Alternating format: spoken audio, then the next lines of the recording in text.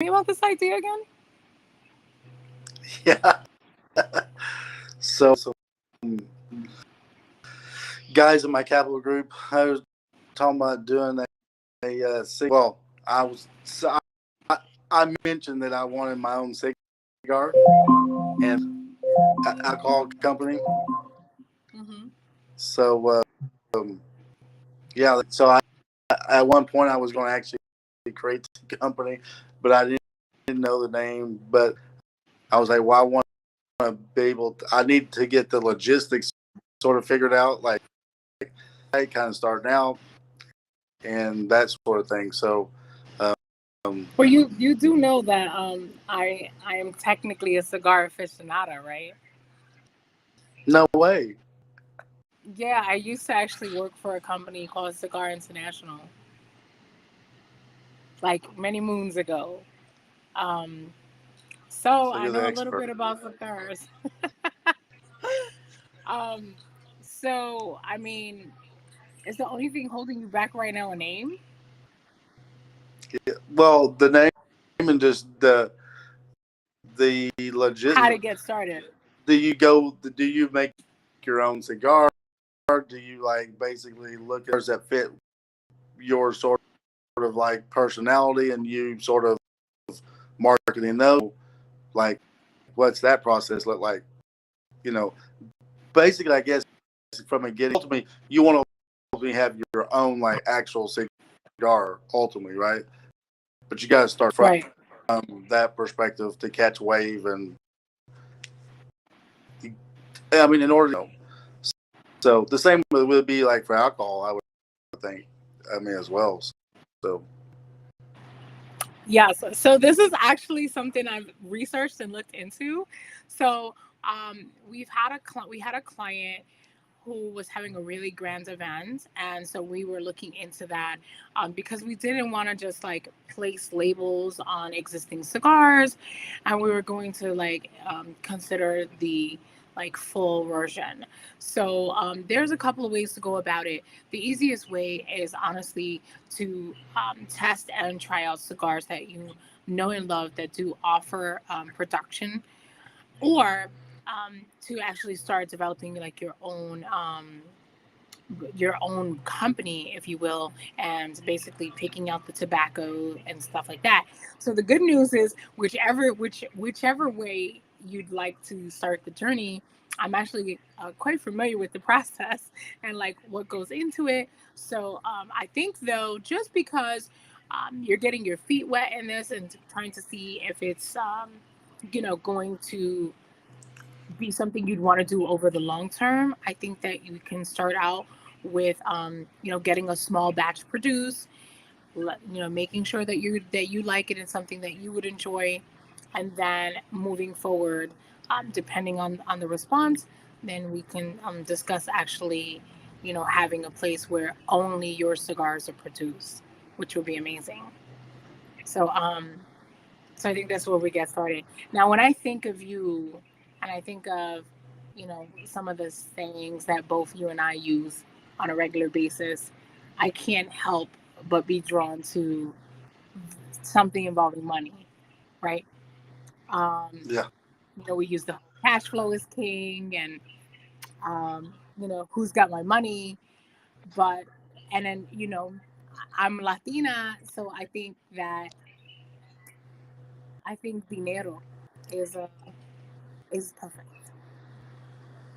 yeah, I think so. It sounds so like, what do you think? You like that name? It's a pretty. I mean, when you're talking about money, I think um, roll, roll off the tongue. It rolls off the tongue, doesn't it? So yeah, so And then I think also like it's not saying actual money. It's like saying something else that it comes from a certain obviously language.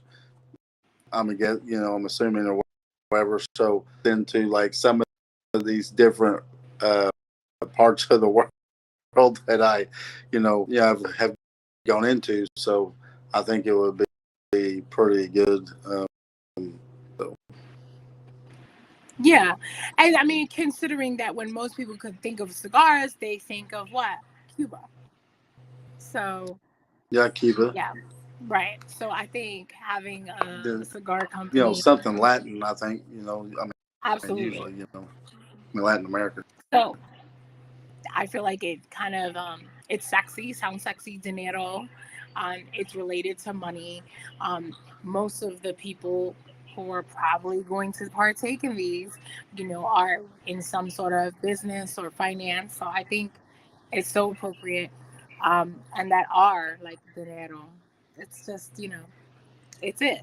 So so now what? Like naming the company, we've got a name, dinero. I think it's exciting to be a part of that. But you had concerns over like the company, like what to call it after, or To call, like De Niro Cigar Company or De Niro Cigar and Liquor Company.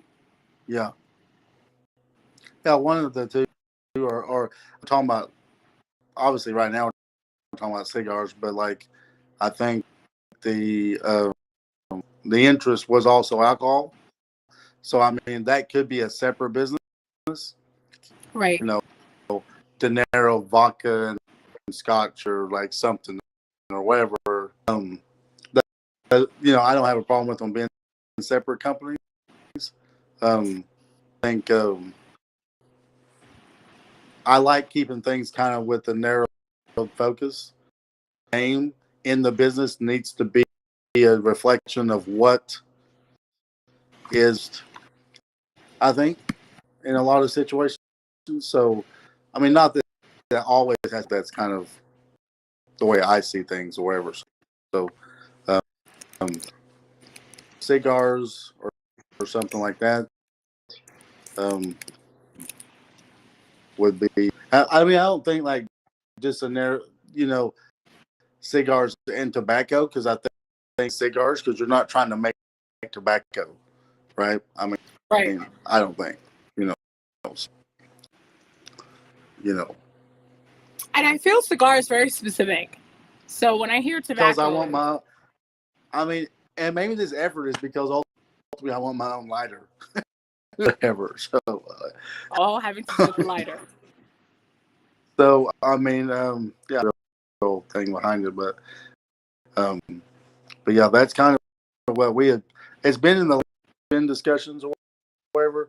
And it's been brought up in passing because obviously people and some operations in the Northeast, like where we're at, the cigar lounge is pretty much open. It's not even like something that's like you go in there and pay for stuff. Hey, if you office out of here, you pretty much have this environment. And so there's, but I think there's a market for it. But then also, it's like, okay, so it's like I see avenues to like take something that I like in my other businesses or whatever it is because of the people I deal with. But also, it's been a market that you can capture. So, Right. So I but think I I don't want cheap cigars either. I don't want like no. I So want we're not like gonna do that. Um, I it'd be don't think somewhat that bougie that probably. I don't think I don't think that's going to be the case. Um, let's talk a little bit about why you're trusting me with your brand. From what I mean, word on the street is you're like the branding. You're like the branding. Uh,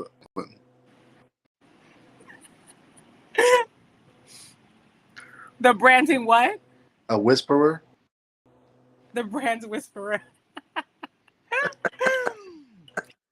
so, um, so yeah, so we're gonna take this from this concept, this idea, and this name, and those who are tuning into this stream and kind of watching, you're gonna get an opportunity not only to see, be a part of it being created, the concept, but the sort of some of the steps that go into it, and then the final brand, right? So we're gonna take that. We have the logo and what the brand feel is gonna be. I mean, we already know it's got to be bougie. I mean, hello. The So types of, I mean, I would say obviously you're not just gonna have like one cigar. You don't have like three different kinds or something like that you start with. yeah, Or absolutely. something. So yeah, there'll be options, of course, but I think um, just watching it go from one place to another, and then seeing what the final results is down to like where do we place in order. Yeah, I want. Yeah, yeah. How do we get our hands on a box of these? So so that's going to be exciting. I have myself friends and colleagues that enjoy smoking cigars, so it'll be really fun and interesting to have them be a part of something that I'm a part of creating the aesthetic and feel for too, and marketing for. So that'll be interesting as well The to have boxes will be important. It'll be important. right. Right, and the good news with that is that there's so many ways to like to express yourself by way of that cigar boxes. If you any cigar smokers are watching, and if you're not, you know, they can be as simple as just a simple cedar box to as a elaborate with like hand painted artwork. So it just depends on the feel that we're going for, and what you want to say. Do we want it like clean and classic, or do we want it like ornate? So those would be like things that we'll talk over um, as well. Like when I look at De Niro and I think of that, I think of a classy um, brand, but I also feel like there's room for color in it. And so, Yeah, are something you? outside the norm. Mm-hmm. Yeah, I feel I mean, like you because I can. know I'm a pretty plain person when it comes to color. Something like this, um, something outside the norm as far. Uh, but from that perspective, I think. Right. And I think that the color lines, like, actually this is the second business, because I named the other one, and you went with navy blue on that. Like, well, not navy blue, but it was like a Yeah, steel blue. it's a nice blue. It's like a Yeah, I don't steel think blue. it needs to be the same color scheme as that because that ultimately like own it away. I think No, yeah, I don't. something that I don't makes think it has to sense. be the same color. That makes sense. I feel red. I don't know why I'm drawn to like red or green, like money green. I Like, think so I'm green. I don't drawn. know about red, but I mean, I feel like both of um, those, um, darker green or because, something huh? like a darker green, like a darker Yeah, green. like I feel like it doesn't even have to be one like specific green, because when we do um brands stories, we do color palettes. So Like a I gradient kind of Yeah, like. so I feel like we could have like some gradient with the darker green, and then some of the softer green as well. Like, Okay, yeah. yeah, so but I think green for this one makes sense. Um, yeah, I'm already like seeing the color theme and it come together. And the reason why I conceptualize the rad is, you know, um, when it comes to like Latin America, you see that color throughout all of their stuff. So that Yeah, I was, want something with that kind of like probably inspiration, I guess you could call it, or whatever. yeah, and I I think we think. can do that. I think we can make it green heavy, and still have it embody that the region and the overall feel. So obviously I'm gonna go to the drawing board literally, um, and create like a color palette that I think makes sense with the brand. And then so the people that are tuning in, like I'll go through the color palette, I'll develop it, and then I'll bring it to you and see, we'll capture what your reaction is to that color palette and what my idea and concept is overall. But I Right. Yeah. think that will work. And then so what's next? So obviously I think we've already solidified that it's going to be called Dinero. um I think you were mulling over whether or not that it was going to be cigar and liquor or cigar and spirits. I spirits, liquor, same difference. um so if you think that you are more drawn to the liquor because that is just what people commonly refer to it as, then we would go with that. So you next step would be for you to create the form the business legally. Mhm. And then so you're gonna form the business legally, and you obviously would require its own EIN. And then our next step from there would be to, because you've named it, is to lock in and secure all of the domain names and email addresses that are going to be associated with that brand, as we will immediately need to be corresponding that way, Yeah. to keep everything in the same Well, that place. would be the first thing, and obviously the domain stuff. So then, when registering the business, that's what essentially. So I'll Right. So like all of the emails go work to with it. that. I'll probably do that, and then that would be kind of that like situation. And I just want to say on here too, don't forget, like I love the professional email addresses. You and I know that that's a personal pet peeve between the both of us, is when a business doesn't have like a email address at their domain. But due to the suite of products and services, and especially YouTube, just make sure that there's a Gmail address as well that's taken. That also prevents people from taking the Gmail version and trying to communicate as your brand, as well as ensures that you can have a YouTube channel dedicated to, under the same name, dedicated to Dinero, because we'll be using that during marketing as well, putting your shorts up, as well as your video advertisements there. All right. Sounds good. All right. Well, I'm excited to be, I guess, the marketing manager for this project. I think it's going to be fun, and because I actually like have been so like tied into the whole cigar thing and the cigar lounges and such, I think it'll be really nice. Should be. It's like it should be, and that's how all businesses are, right? Like you gotta create it, set it forth, and really just market it. I think right now is a perfect time for it. Um, so many cigar lounges around. Um, everywhere I go, there's new ones cropping up.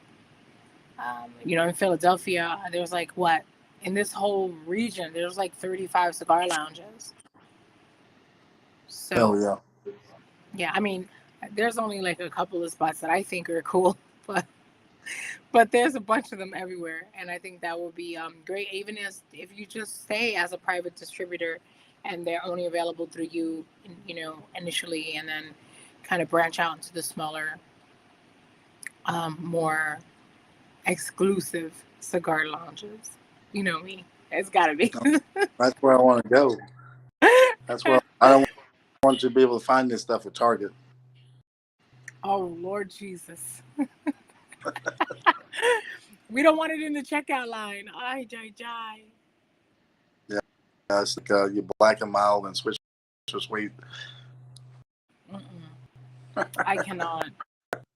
I remember one time I drove past this one spot because my girl Tiff was like, "Oh, let's go get cigars," and prior to this conversation, I had driven right past this store because it was giving me Swisher Sweets, the whole store's front.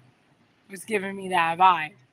Turns out, when you go in there in the back, there's a humidor with luxury cigars, like a walk-in humidor. So, yeah, looks are important, believe it or not. Because you see, I was like, pew, drove right past it because I was like, oh yeah, they're just gonna have Black and Miles in there, but they didn't. So yeah, definitely ultra exclusive. Like Nothing wrong with them. now that I know people are gonna be like, oh my god, she hates Black and Miles. I really don't. I personally haven't tried one, so I Yeah, can't say I've anything. had them, but like, I mean, But that's obviously for those this. are commercials. So like they're yeah no. I mean, once you know how like cigars, like quality cigars are made, it's sort of like you're like that's shredded, Well, that's why I want to the understand that glorified cigarette. because I've had like cigars from different places in the world and stuff like that. See, I don't know, you know, what all goes into it, you know. So, but you situation, and I know a lot of people like they like going to cigar lounge. They sort of partake in, you know, that type. It would definitely be interesting to understand that whole side. Yeah, so if you want, we can.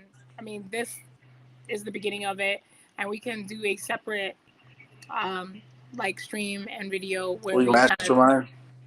where we mastermind and talk about like the different layers of the cigar and what the difference is between a Black and Mild cigar and the cigars that you would be producing.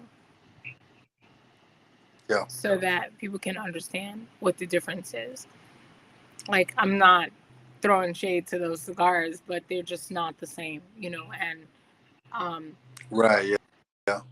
I pretending it is not my thing. Yeah. They're definitely not the same. They're not.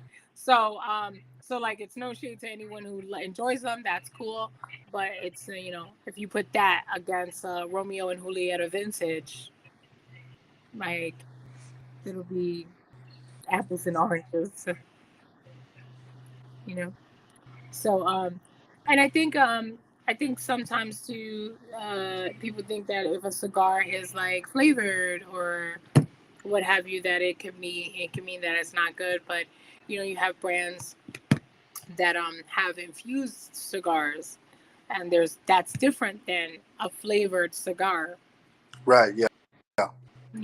So so there's just so many nuances to it. Into the tobacco, right? I mean, essentially, Hmm. or is it into the paper?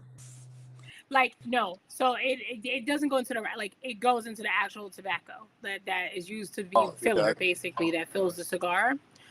I mean, and then they have, like, you can have a dipped wrapper. um Right. Yeah. I've heard of there's those. a Yeah. there's a Gurkha. The name of it eludes me right now, but the Gurkha and the comes in tubos, and that has a dipped wrapper.